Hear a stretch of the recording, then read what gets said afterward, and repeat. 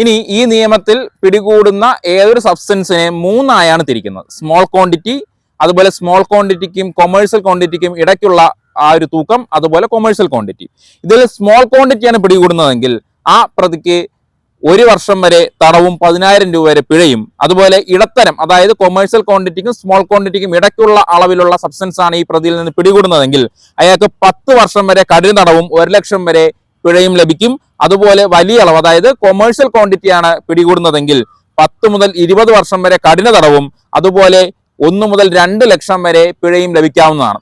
ഇനി ഈ നിയമത്തിന്റെ മറ്റൊരു പ്രത്യേകത എന്ന് പറയുന്നത്, കണ്ടിന്യൂസ് ആയിട്ട് റിപ്പീറ്റ് ആയിട്ട് ഒരാളെ ഈ കേസിൽ പിടികൂടുകയാണെങ്കിൽ അയാൾക്ക് ഡെത്ത് പണിഷ്മെന്റ് കിട്ടാനുള്ള ചാൻസ് കൂടുതലാണ്. അതായത് സെക്ഷൻ 31A പ്രകാരം NDPS നിയമം ലംഘിച്ച് മുമ്പ് ശിക്ഷ ലഭിച്ച ആൾ വീണ്ടും കൊമേഴ്സ്യൽ ക്വാണ്ടിറ്റിയുമായി പിടികൂടുകയാണെങ്കിൽ അയാൾക്ക് ഡെത്ത് സെന്റൻസ് വരെ നൽകാനുള്ള പ്രൊവിഷൻ ഇതിനകത്ത് പറയുന്നുണ്ട്. ഈ വിഷയവുമായി ബന്ധപ്പെട്ട മുഴുവൻ വീഡിയോ എൻ്റെ ചാനൽ പബ്ലിഷ് ചെയ്തിട്ടുണ്ട്. അത് കാണുവാൻ വേണ്ടി എൻ്റെ ചാനൽ സന്ദർശിക്കുക. നിങ്ങൾക്ക് വീഡിയോ ഇഷ്ടപ്പെട്ടാൽ ലൈക്ക് ചെയ്യുക, ഷെയർ ചെയ്യുക, എൻ്റെ ചാനൽ സബ്സ്ക്രൈബ് ചെയ്യുക.